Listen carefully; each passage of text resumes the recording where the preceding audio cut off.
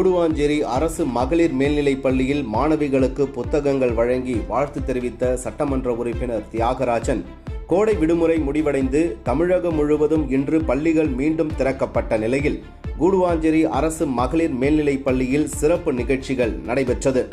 செங்கல்பட்டு சட்டமன்ற உறுப்பினர் தியாகராஜன் கலந்து கொண்டு புதிய கல்வியாண்டில் பள்ளிகளுக்கு வந்த மாணவிகளுக்கு பாடப்புத்தகங்களை வழங்கி வாழ்த்துக்களை தெரிவித்தார். மேலும் கடந்த கல்வியாண்டில் 10ஆம் மற்றும் 12ஆம் வகுப்பு பொதுத் தேர்வில் சிறப்பாக தேர்ச்சி பெற்ற மாணவிகளுக்கு அரசு நலத்திட்ட உதவிகள் வழங்கப்பட்டன.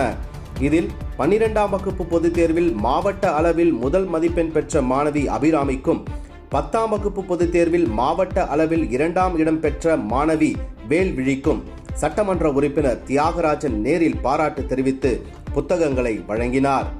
இந்நிகழ்ச்சியில் பள்ளி தலைமை ஆசிரியர், ஆசிரியர்கள், பெற்றோர்கள், ஆசிரிய கழக நிர்வாகிகள், தனியார் தொண்டு நிறுவன நிர்வாகிகள், மாணவிகள் மற்றும் பெற்றோர்கள் உள்ளிட்டோர் பலர் கலந்து கொண்டனர்.